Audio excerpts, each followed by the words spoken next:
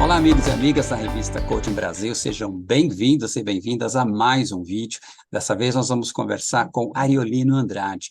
O Ariolino, ele coordenou o nosso dossiê da edição 121, falando sobre capitalismo consciente. Seja muito bem-vindo, Ariolino.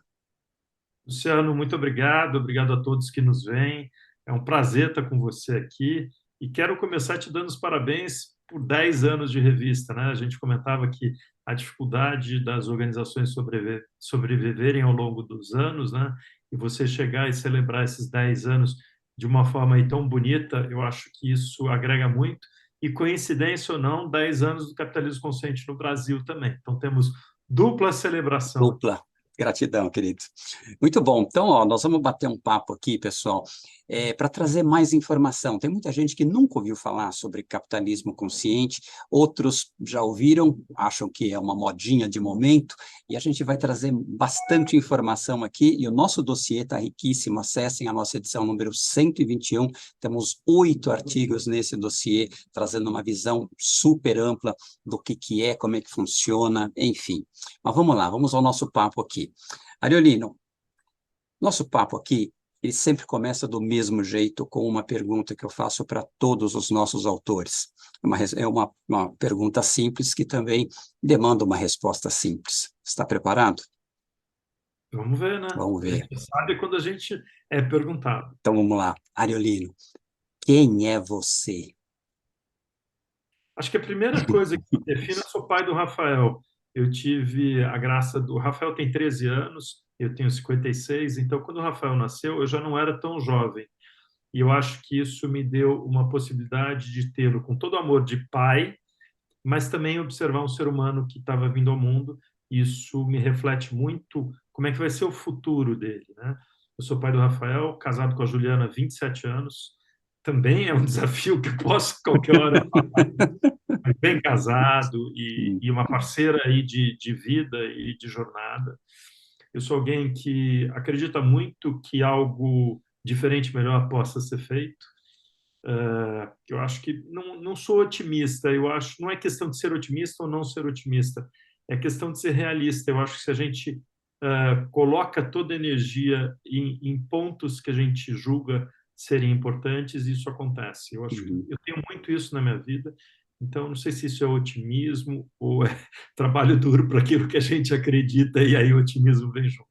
É interessante que nos últimos vídeos que eu gravei, conversando com os autores, né, a gente estava falando sobre liderança humanizada, né? E aí eu brincava com eles dizendo, eu sou otimista, eu sou pessimista no atacado, mas sou profundamente otimista no varejo, né? Olhando o mundo do jeito que está.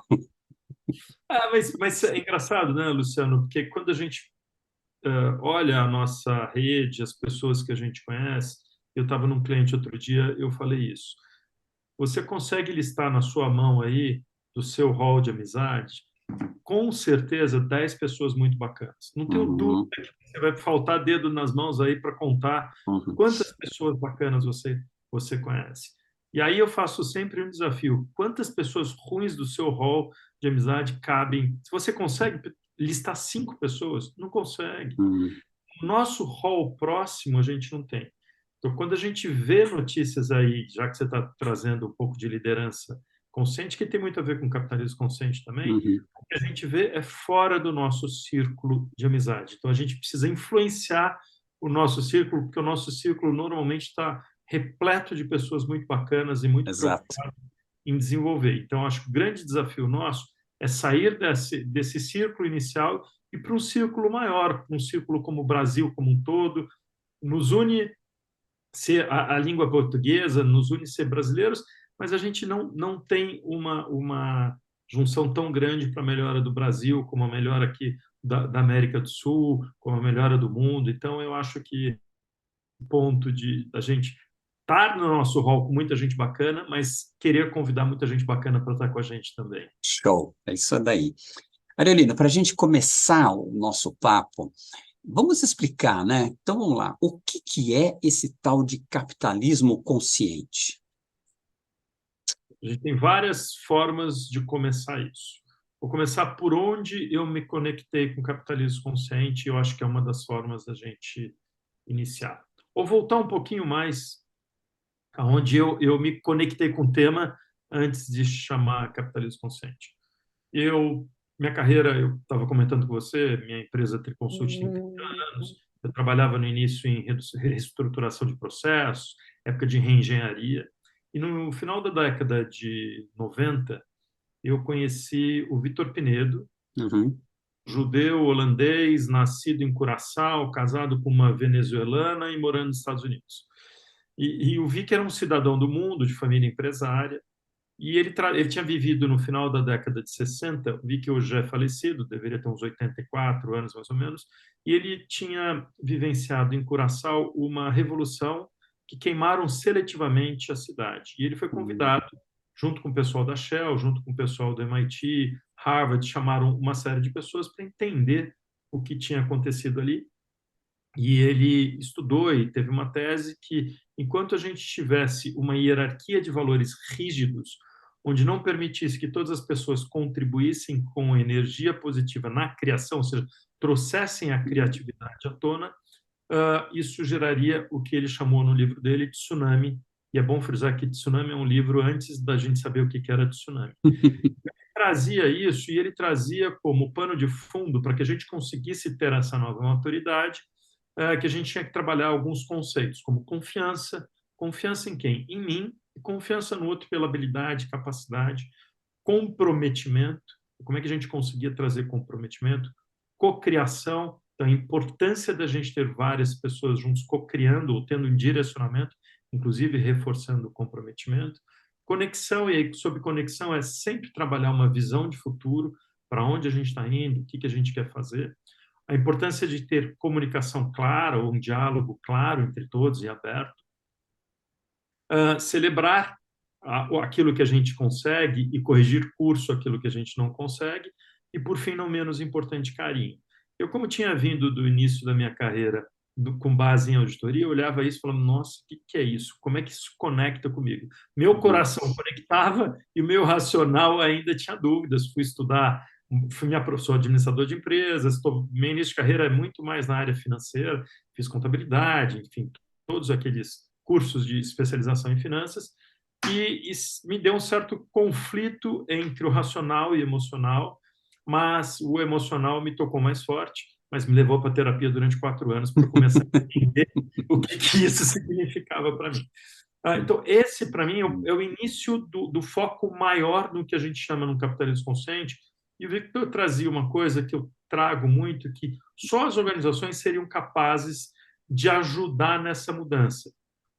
Como o capitalismo nos trouxe para o mundo muito diferente daquele de 250 anos atrás, ou seja, a gente tem uma qualidade de vida melhor, a gente diminuiu o número de pobres, a gente tem um número de analfabetos muito menor do que a gente pensa há 250 anos atrás, mas a gente ainda tem uma série de crises, uma série de dificuldades. Então, começa aí o meu processo. Em 2008, eu indo para um cliente no aeroporto aqui em Congonhas, eu vi um livro chamado Forms of Endearment, O Segredo das Empresas Mais Queridas, hoje traduzido com As Empresas Humanizadas, e um dos coautores era o Raj Sisodia. E o Raj trazia um pouco dos conceitos de uma pesquisa que ele havia feito, um professor de uma universidade americana, que ele se indignou da quantidade, do volume de dinheiro que se gastava em marketing nos Estados Unidos, era às vezes muito próximo do PIB da Índia. Ele é Nossa. cidadão indiano, e ele via que algumas organizações não tinham esse investimento tão alto quanto outras, e tinham uma fidelização de cliente muito forte. Então, ele começou a estudar um pouco isso, inclusive ele fez um comparativo, e aí entra um pouco em métricas, né, que ele chamou essas empresas mais queridas, performavam na bolsa melhor do que as empresas que gastavam mais em marketing. E ele começa a estudar um pouco isso. Nessa pesquisa que ele fez, uma das empresas que ele foi entrevistar foi a Whole Foods, do John McKay, e lá nos Estados Unidos. E quando ele foi conversar com o John McKay, eles começam a identificar pontos em comuns daquilo que eles acreditam que era um novo capitalismo. Eles sempre trazendo um capitalismo positivo, no que chama um capitalismo de empreendedorismo, um capitalismo de você desafiar, indo contra um capitalismo de compadrio, né? Aquele que você só se beneficia dos iguais ali para ganhar algum certo recurso, né? E nessa junção, eles lançam um livro. Primeiro, eles criam o Instituto Capitalismo Consciente, que eu acho que é Hum, importante, que tem a ver com o que a gente está falando, mas eles trazem que, para a gente desenvolver um novo capitalismo, eles trazem quatro pilares para esse novo capitalismo. E eu acho importante isso no artigo, a gente tem aprofundado. Um primeiro pilar, não tem uma ordem muito clara, mas um pilar muito importante de um propósito, por hum. que essa organização existe. E hoje eu sei que está um pouco na moda, a gente tem que ter propósito, Sei. talvez. Mas vamos tirar esse modismo, vamos entender a razão desse propósito. A razão desse propósito é que toda organização existe para atender uma necessidade não atendida ou mal atendida no mundo. Por isso que a gente tem objeto social ou razão social de uma organização. Uhum, A organização tem tudo bonitinho, mas se ela não tiver uma razão para atender a alguém na sociedade, ela deixa de ter um propósito. Então, o propósito que eles falam é: para que eu existo? Qual é a função da minha organização? E muita gente fala: existe para ganhar dinheiro. Ganhar dinheiro é consequência. Ganhar dinheiro é importante, por isso que é um modelo capitalista, uhum, mas ele não pode ser o sentido único. Senão eu não estou gerando, eu não gosto muito de falar isso, mas é importante, às vezes, gerando valor para a sociedade. Então, o uhum. que eu estou contribuindo com a sociedade? Então, o primeiro pilar é este propósito. Um segundo pilar é uma cultura consciente. Então, como é que eu tenho valores que são condizentes para a organização? E valor é aquilo que é importante. Vamos Sim. traduzir, acho que Richard Bert traz de uma forma bem. O que é importante para a gente? E aí os valores falam: família, ética. Não, a gente está com tanta falta de ética que a gente fala que ética é um valor. Não, ética é uma condição para a gente sobreviver. Então, entra um pouco mais no que é valor para esta organização, Uhum, quanto esses valores, de fato, ajudam a sociedade como um todo. Então, segunda, uma cultura consciente é aquela que vive plenamente ou busca plenamente viver os seus valores. Os valores não são exclusivamente para a organização, mas para todas as pessoas que permeiam essas organizações. E aí entramos num terceiro ponto, que é uma orientação para stakeholders. O que são os stakeholders? Né? São as partes que se relacionam com essa organização. Então, como é que uma organização pode trazer benefício para todas as pessoas que se relacionam? Então, não só para o acionista, né, que a gente chama dos shareholders, mas também para os funcionários, que são os stakeholders internos, uhum. mas também para os seus clientes, mas também para os seus fornecedores, mas também para a comunidade onde está inserida, ou seja, como ela está atenta até a toda essa comunidade que ela está se relacionando e como ela vai gerar algum benefício para esta comunidade. E, por fim, não menos importante, a gente pode até juntar isso com outro tema, uma liderança consciente, que acho que tem a ver um pouco com a liderança humanizada que você falou. Exato. E o que é essa liderança consciente? A liderança consciente, sim, coloca em prática esse propósito, coloca em prática esses valores, tenta ter essa orientação para o stakeholder, mas muito não só aqui na cabeça, Uhum, também. Então, para que a gente consiga ter essa liderança consciente, e aí depois a gente pode, num próximo programa, falar de IDG, ou dos Objetivos para o Desenvolvimento Interior, uhum, essa liderança tem que começar a buscar em si qual é a sua razão, qual é o seu propósito, o que são os seus valores, a que ele está a serviço, porque é ele ou esta liderança que vai influenciar a todas as pessoas com quem ela se relaciona. Bom, isso é a origem do Instituto Capitalismo Consciente nos Estados Unidos. Em 2013, ele vem para o Brasil. Eu conto a história para que, de uma forma agora mais simplista, capitalismo consciente, para mim, no meu conceito, a gente tem que mudar o jeito de fazer investimentos e negócios. A gente, e não só no olhar para as organizações, mas nosso olhar como consumidor também. uhum. O que, de fato, os produtos que a gente compra refletem positivamente isso que eu acabei de falar. Então, porque se terceiriza muito a responsabilidade para as organizações. As Sim. organizações já têm uma série de responsabilidades. Eu acho que a responsabilidade não é só da organização. Então, o capitalismo consciente é saber o que a gente está fazendo, vão impactar novas gerações e o quanto é nossa a corresponsabilidade por impactar positivamente ou não as próximas gerações. Só para terminar esse bloco, Uhum. quero puxar uma frase que eu ouvi outro dia do Fábio Barbosa, que foi o presidente lá do Real, e ele trazendo uma coisa que, já que a gente não conseguiu deixar um mundo melhor para os nossos filhos, que a gente deixe filhos melhores para o nosso mundo. Então, acho que a gente tem um pouco dessa corresponsabilidade sobre esse papel de um capitalismo consciente. Legal. Então, assim, a gente está vivendo um mundo em que ainda a palavra de ordem ainda é exploração. Então, é exploração de pessoas, exploração do meio ambiente, exploração de tudo, né? O nosso tema que acabamos de ter a nossa edição passada sobre a liderança humanizada, ela vem exatamente dessa mudança, né, de parar de ver o ser humano só como um recurso que eu uso e quando esgotou eu jogo fora e pego outro, para uma liderança muito mais consciente, né, lembrando que ali é uma pessoa que tem sonhos, que tem vida, enfim, que é um ser, né? Como é que vocês veem hoje essa mudança no mundo? Ela está vindo de onde? De governos, de organizações, de ONGs, e como é que essa mudança está se organizando para fazer uma sensibilização que leve a uma mudança global? Legal. Vamos voltar lá para o início do capitalismo, Adam Smith, Riqueza das Nações. Eu acho que ali é um marco, né? A gente tinha menos de 1 bilhão de habitantes, acho que não chegava a 1 bilhão de habitantes, hoje a gente tem 8 bilhões de habitantes, a gente vivia 33 anos, em média, hoje a gente vive mais de 75 anos, a gente tinha uma linha de pobreza muito grande, hoje a gente não tem, então a gente tem um avanço muito grande na melhoria da qualidade de vida de nós, como os Uhum, humanos.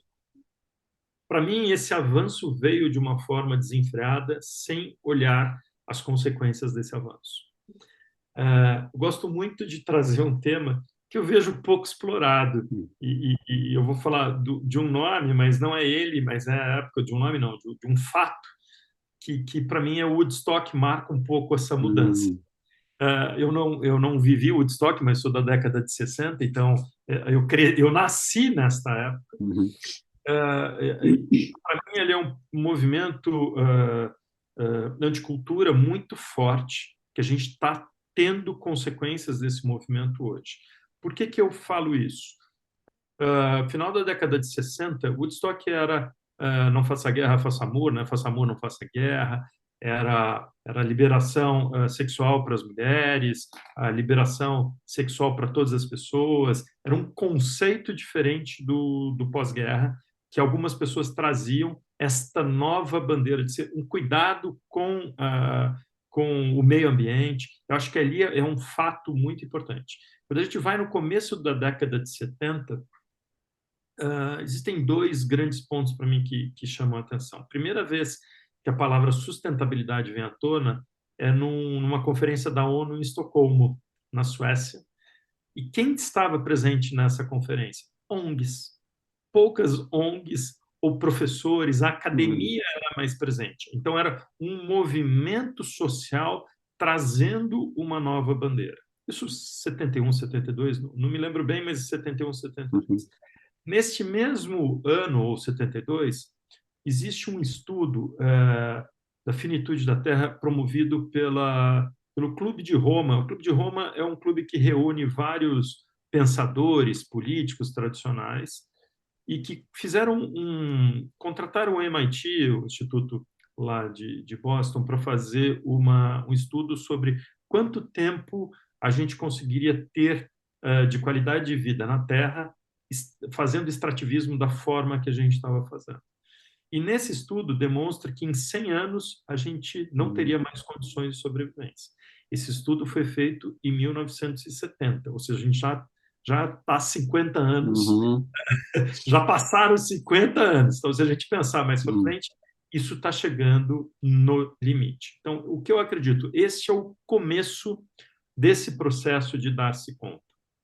Década de 80, a gente vê algumas mudanças no mundo. Primeiro que a gente começa a ver muita catástrofe, principalmente com navios petroleiros. Eu não sei se você se recorda bastante, a gente tinha bastante a aparição de Greenpeace, e a gente começa a ter um movimento social mais presente, inclusive na mídia, chamando atenção de certa forma, influenciando a gente, muitas pessoas se envolvendo e outras pessoas ainda achando que era bobagem, não precisava ser feito nada.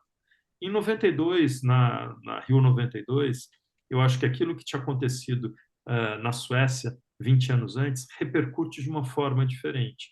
O que a gente tinha visto na Suécia, só ONGs e o pessoal da academia, nós começamos a perceber que chefes de Estado estavam presentes e assinando comprometimento com a mudança ambiental. Então, deixava de ser uma coisa simplesmente achando que era uma questão social e passa a ser uma questão de um país, um comprometimento de um país. Muito ainda distante. Lembra que no começo eu falava assim, a gente tem próximo da gente pessoas bacanas, mas a Sim. gente não consegue enxergar muito além disso. Bom, eu acho que esses são dois grandes movimentos.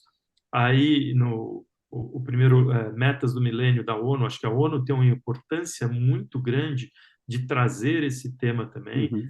Nos anos 2000, quando traz Objetivos do Milênio para 2015, trazendo um pouco do que é o precursor das ODS que a gente vê hoje, chamam novamente a atenção, e aí trazendo as organizações para essa discussão. Então, era entidade, academia, depois os países, e agora trazendo as organizações para começarem, as empresas, né? As empresas a pensarem um pouco mais em como elas poderiam alterar. E um pouco mais para frente, 2004, vem o Who Care Wins, que é o que vai, 2004, 2014, agora não estou lembrando bem da data, mas é o que vai trazer o começo do que a gente está chamando de ESG. É o Sim. relatório que vai começar a mexer em ESG. Então, o que ele faz nesse relatório? Ele traz o outro componente da economia que a gente precisava, que são os bancos, as instituições financeiras.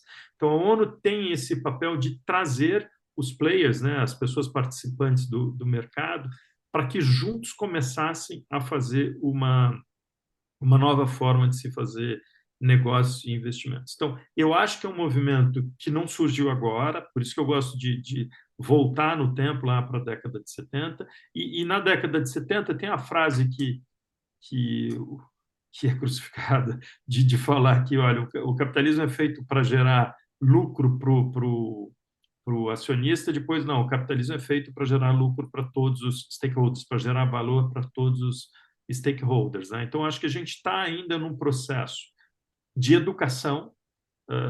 Eu lembro quando eu comecei a falar sobre isso no final da década de 90, muita gente falou, não, mas não faz sentido você falar sobre isso, não faz sentido.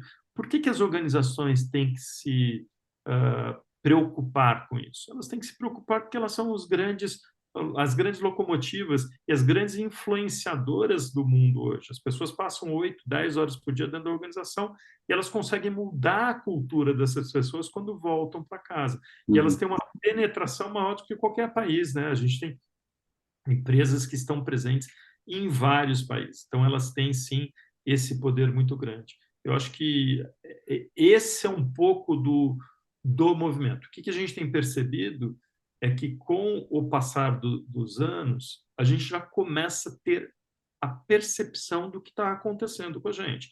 Mudança climática deixa de ser uma história, será que é verdade, será que não é? E a gente começa a sofrer o aquecimento, ver o calor que está tendo na Europa, ou os grandes temporais que a gente teve, inclusive, aqui no Brasil. A gente começa a ter, eu não sei se já te falaram isso, mas é uma coisa interessante, não sei se você se recorda quando você viajava de carro aí na década de 80, a gente pegava uma estrada, eu lembro eu passeando com meu pai, e o que acontecia no para-brisa do carro? O para-brisa do carro era cheio de mosquitinho que batia. Verdade, O que você lembra disso, Luciano? verdade. Faz uma viagem hoje e vê se tem mosquitinho batendo no Não tem para-brisa. mais. E é interessante Hum, isso, né? Por um lado de falar que gostoso, né? Não suja mais meu para-brisa, eu tenho medo de inseto, a gente esquece que os insetos também polinizam. hum. Os insetos também. Então, a gente está fazendo algumas mudanças que a gente não sabe qual é a consequência disso. A gente precisa, sim, se conectar de uma forma mais clara, porque a gente já está vendo isso. Não é mais história, não é um poder de sensibilização. Então, eu acho que temos um papel importante de sensibilizar as pessoas, Uhum, esclarecer, mas também de trazer exemplos daquilo que estão acontecendo. Então, a gente já está tendo consequências atuais. E quem tem filho pequeno, ou quem pensa em próximas gerações, é só a gente imaginar daqui a 50 anos como vai ser o mundo. uhum, Se continuar assim, exato. talvez não para a gente, mas para quem for suceder a gente, ou para as próximas gerações, independente de ter filho ou não ter filho, é importante a gente perceber o legado que a gente vai deixar para essas próximas gerações. Cara, você falou agora essa do mosquitinho no para-brisa. Nossa, eu não tinha atentado para isso. Me veio a imagem nítida de como é que era antigamente. A frente do carro, a entrada do radiador, Isso. ficava forrado. E hoje não tem mais isso. Os Muito. amigos que andavam de moto tinham que ter Nossa! viseira, porque senão entrava no olho. É, Não tem mais isso hoje. pois é, como a gente mudou o ambiente, né? Então, são poucas coisas que a gente percebe Uhum, e que são extremamente relevantes. A quantidade de carros blindados que a gente tem no Brasil. O uhum, que a gente está fazendo? A gente está se cercando. Ao invés de resolver o problema, a gente está se fechando. uhum, E exato. é interessante, né? Porque tem vários exemplos desse tipo que, para mim, tocam demais. Ah, não sei quando foi essa ruptura ou quando começou esse movimento, temos que salvar o planeta. Como assim temos que salvar o planeta?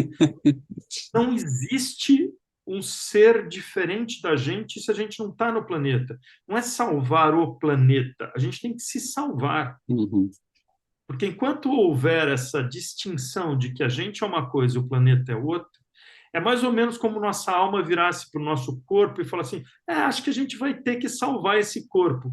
Cara pálida, somos uma coisa só.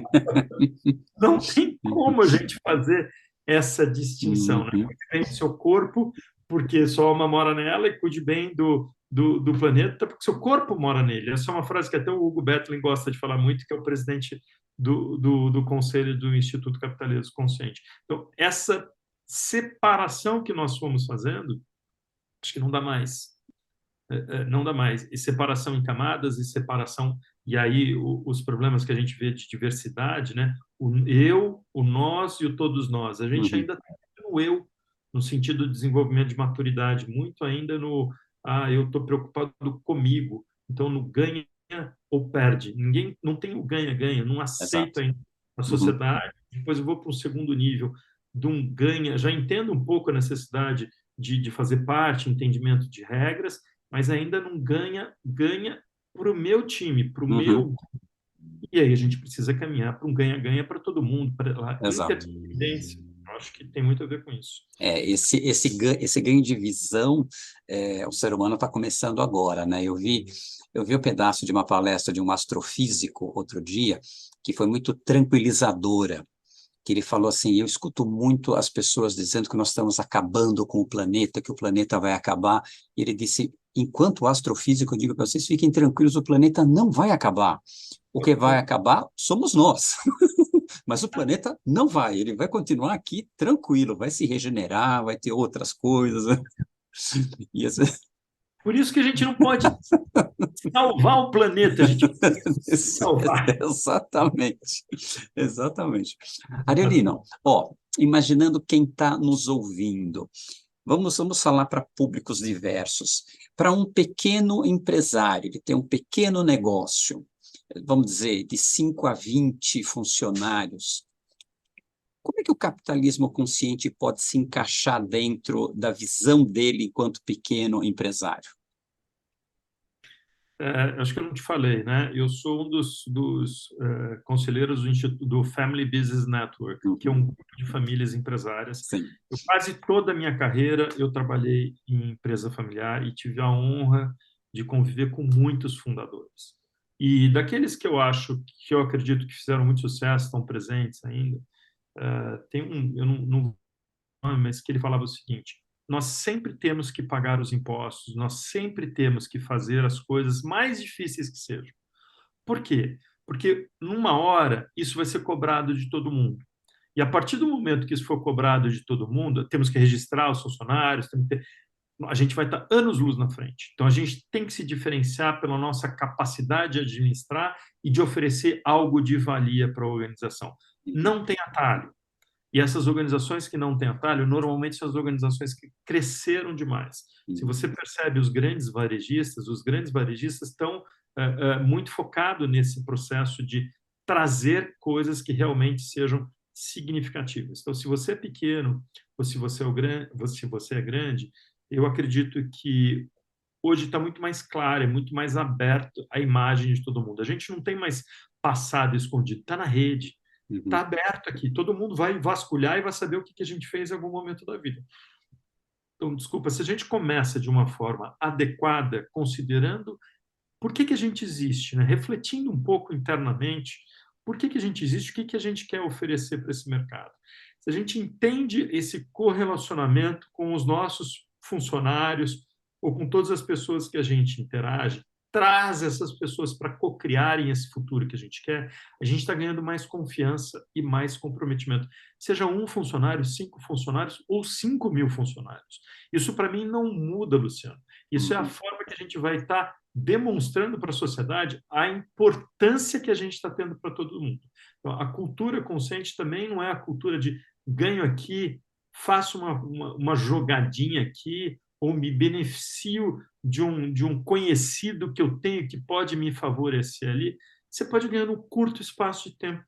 Você talvez não ganhe no longo espaço de tempo. Eu estive na semana passada no encontro nacional da FBN e uma frase me marcou muito, que era: empresa familiar, a gente pensa em geração e não em quartil.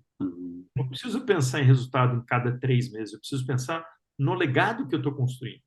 Então, eu acredito muito que as organizações, independente do tamanho, que estiverem pensando em gerações, em ter prosperidade no seu negócio, elas já começam muito alinhadas com os conceitos do capitalismo consciente ou nos conceitos de desenvolver algo que realmente tenha valor para a sociedade.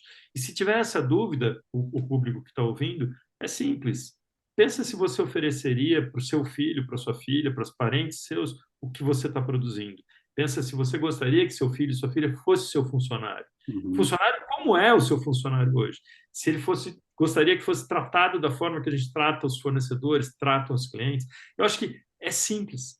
A gente não precisa ir muito longe. Acho que pensamentos simples ajudam muito na construção do que eu acredito das organizações. Sou super a favor das pequenas empresas. Eu acho que, aliás, as empresas familiares representam 70% do PIB e 70% dos empregos no Brasil. Exato, exato. E eu abro todas as minhas palestras falando: empresas familiares ou famílias empresárias, o futuro do Brasil está nas suas mãos. Então, se a gente começa com todas as famílias empresárias com este pensamento, a gente vai ter um Brasil muito melhor. Eu não tenho dúvida disso. E eu acho que, inclusive, como negócio, para essas famílias, tendem a ganhar retornos muito maiores. Oh, maravilha. Meu caro, que mensagem você deixa para as pessoas, para elas refletirem mais e elas pensarem: caramba, eu não posso fazer nada. Pode sim. O que você diria para elas? Eu sempre gosto de começar de uma forma muito simples.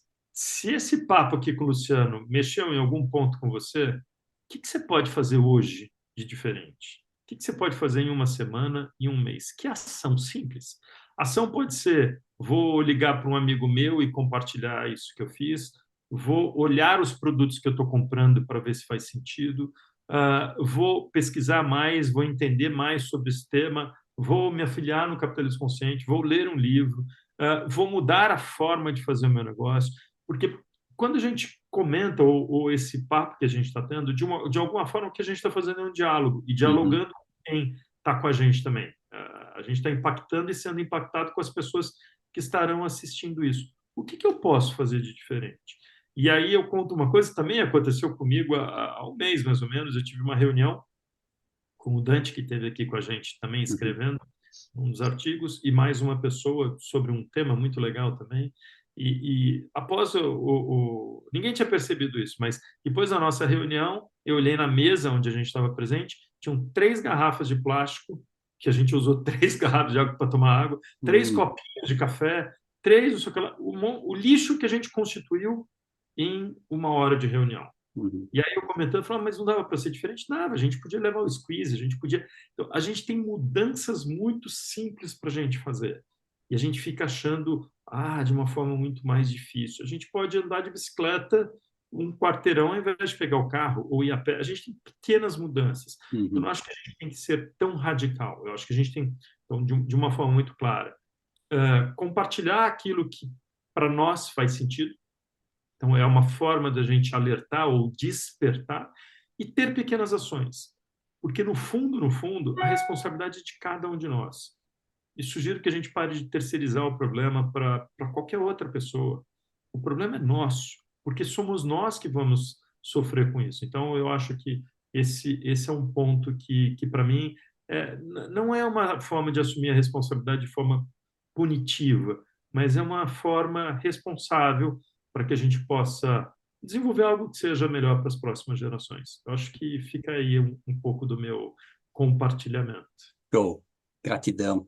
Ariolino, gratidão imensa, meu caro, pela sua coordenação desse dossiê que ficou magnífico e por esse nosso papo gostoso aqui. Espero que ajude muita gente. Adorei também, adorei estar com você. Quero reforçar aí, parabenizar por 10 anos da revista e convidar vocês a lerem todos os artigos. São pessoas, além de amigos, pessoas fantásticas que conhecem muito sobre os temas que compartilharam. Um prazer estar com vocês e obrigado por terem ouvido aqui o meu bate-papo com o Luciano. Maravilha. Pessoal, conversei com o Ariolino Andrade, que coordenou esse nosso dossiê sobre capitalismo consciente, e convido vocês a lerem todos os nossos artigos desse nosso dossiê, que está incrível. E o que você pode fazer agora? Compartilhar esse vídeo, compartilhar a revista Coaching Brasil com pessoas que também precisam saber mais disso. Tudo bem? Nos encontramos no próximo vídeo. Um abraço, até mais.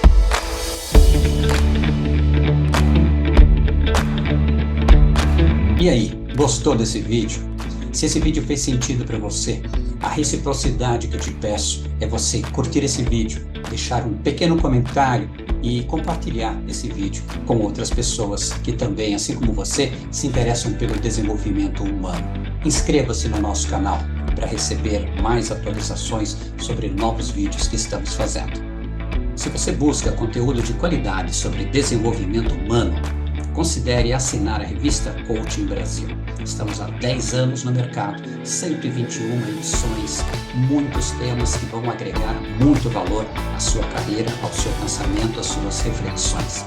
Venha conosco. Como assinante premium, você pode acessar todas as nossas edições e você paga apenas R$ 29,90 por mês.